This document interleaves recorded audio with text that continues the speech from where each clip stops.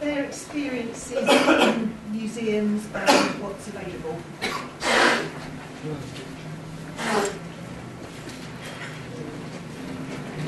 John's just clarifying the name sign for Jean, so we're just going to, he wasn't sure what it was. He's got it all sorted now.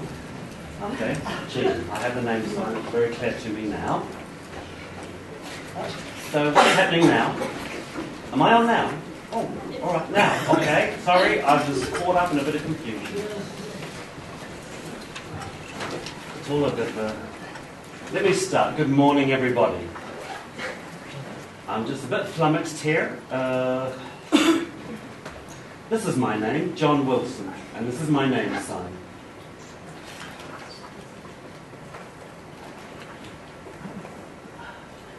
Lynn, can you go back to the first slide? What I'd like to talk about today is my theme, around the world in 80 venues. But to be honest, I'm not going to take you around the world because we haven't got enough time. What I've decided to do is just take a look at what's happening around the world and give you a quick overview, but nothing in a very comprehensive way, just a sort of a very superficial, light look at what's going on.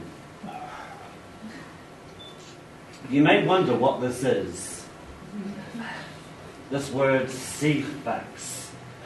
Well, when it was set up in 1974, some time ago, I'll have to say quickly, it just closed down just recently.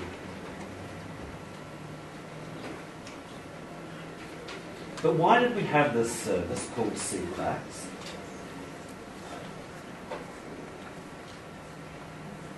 This happened and it actually created a change in the way deaf people lived their lives because for the first time they were able to access information that they had never been able to do prior to that.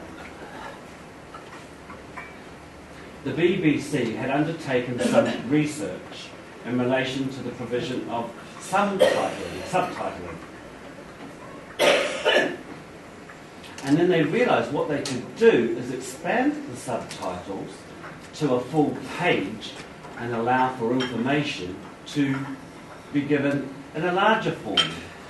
And so they were able to take information, perhaps that was in newspapers, but abbreviate it and give it in a summarised but plain form in English, allowing deaf people to know what was going on.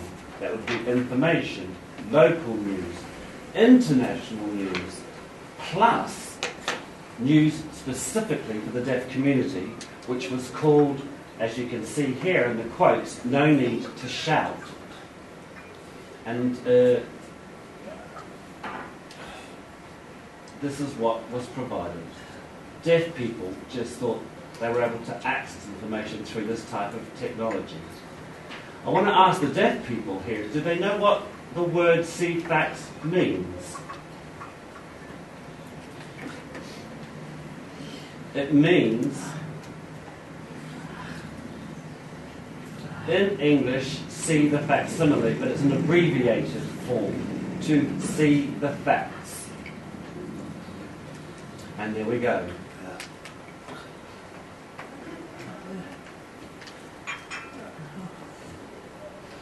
I don't know if you remember, analog television changed to digital television. And I think that the closing down of the CFAX has been as a consequence of the change to digital television. So it has closed down now, and now the world is a digital world. But the deaf community have very, very good memories of CFAX and what it was able to provide.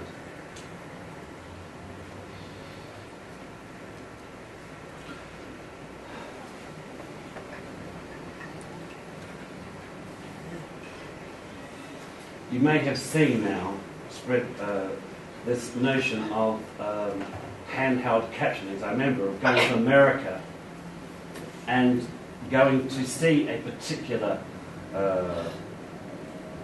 exhibition and being handed this device. And I remember walking around, and every time I came to a particular place or a particular exhibit, I can see all this information about it on my device. But it would also be a good way of managing queues, because if you were waiting in line to see something in particular, you didn't have to stand there with nothing. In the sense, what could happen is, in fact, you could read about the information, and it allowed queues to move more smoothly. They do have these here in the UK, if you go to a museum, but it's usually mainly for art and for pictures. If you're talking about other sources of information, that's not there. But I think that's going to research. There's going to be some research going into that to see if we can develop that further.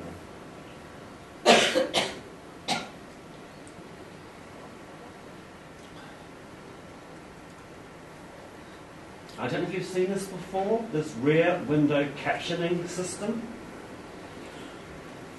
So a film in a cinema would be playing. There would be no subtitles. Someone would bring a little glass contraption, and then what would happen is the subtitles would be projected onto that contraption, so a deaf person viewing could see the movie and have their own set of subtitles playing on this particular screen. That happens quite a lot in America, and at any time you go to the cinema anywhere, you can actually get access to this.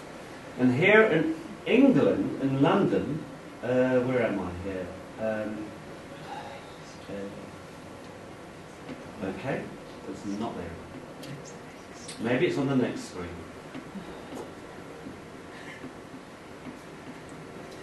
So here in London, at the National Film Theatre, they trialled the use of this particular device and got some positive results from it.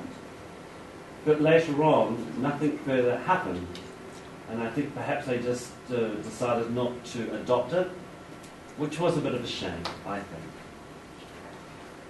So it continues in America, but here there's nothing here.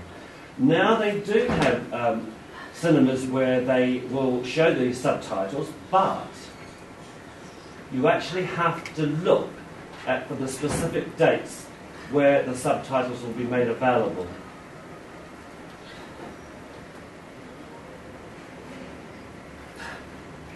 And unusually the times aren't good. Say, for example, 11 o'clock in the morning or 2 o'clock in the afternoon. It's not going to be convenient for most people, which is quite different in contrast to America, where it's available 24 hours a day and no problem. With the films with subtitling, you tend to find that hearing people seem to leave. Whereas if you had the devices they use in America, there is no impact because the subtitles are not being shown on the screen, they're shown on the separate screen that's given to you to watch it. Whether that comes here to England remains to be seen.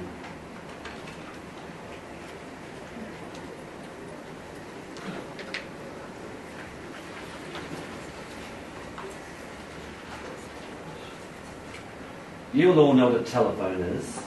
And you put it down on the receiver or the Minicom, and the message goes to some hearing person who then chats and then types the message onto another system, and that way deaf and hearing people can communicate. But that seems to be becoming less and less a service. And if you want to know why, it's because it's less accessible. It relies on the video machine, and the staff are not too au fait with the use of the machines perhaps, and that's why it's becoming less and less available.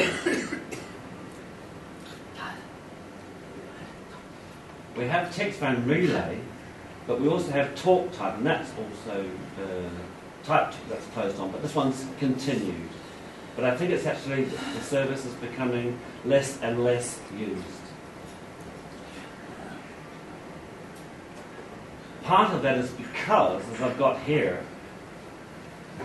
deaf people are using other options, like, for example, Skype, iPhone, iPad, and that technology deaf people are increasingly use that technology.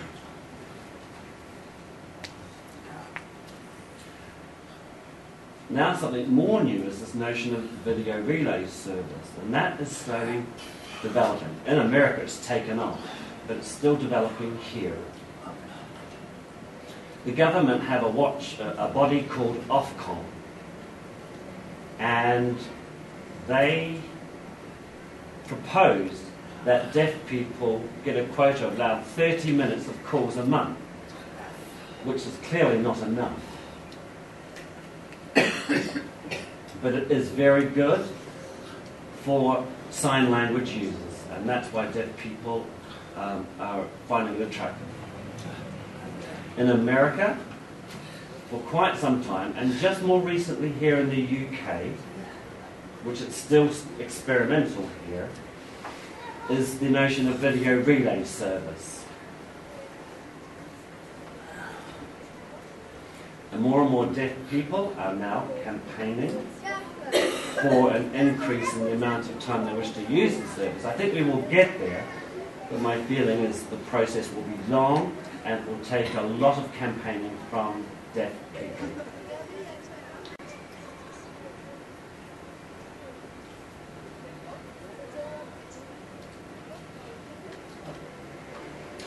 Just very briefly, we have a person here today who's going to talk about this a little bit more in depth. So I'm just going to cover it very, very briefly. This is called stage text. If you go to the theatre, you have actors talking to each other on stage. What we have by this stage is the screen, and this screen will show the dialogue that's being spoken. It's been here for quite some time, and it's very, very good. But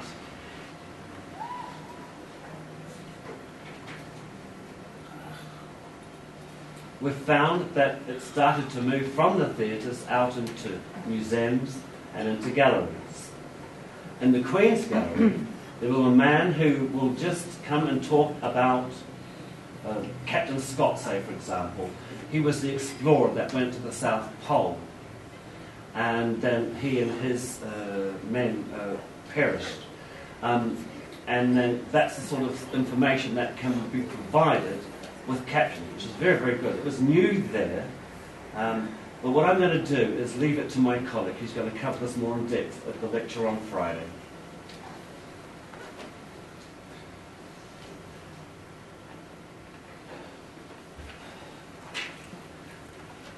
So, if we're talking about technology and you're trying to make it accessible to deaf, what are the sorts of things that you're going to need to do? First of all, it needs to be easy to operate. And so someone can learn how to use it quickly. If it becomes too complicated, frankly, people are not going to be bothered. And that has been a big problem in the past. And also staff don't have the time to educate people on how to use it. So if it's not quick and user-friendly very, very quickly, then it's not going to be effective. It also needs to be easy to use and not awkward.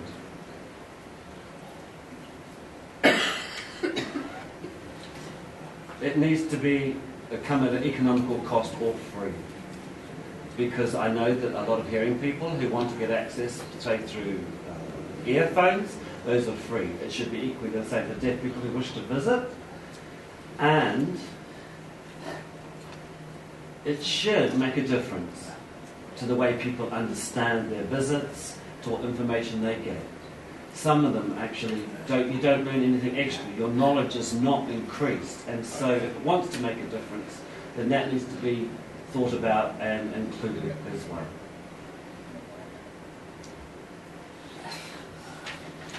If you want to do this, it's worth asking deaf people and engaging them about the sorts of things that will help you in your design for the sorts of technological provisions you wish to make. And it's a good way of saving money as well. So that's me.